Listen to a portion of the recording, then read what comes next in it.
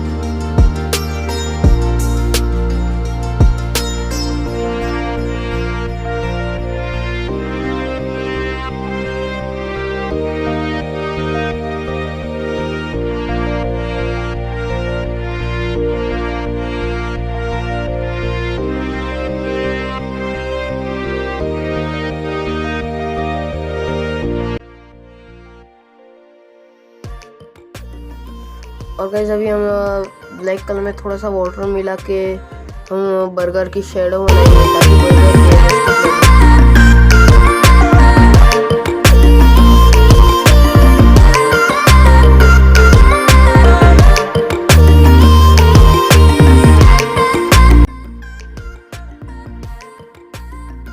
और finally guys, हमारी drawing बन गई है। और चैनल को सब्सक्राइब कर देना। तब तक के लिए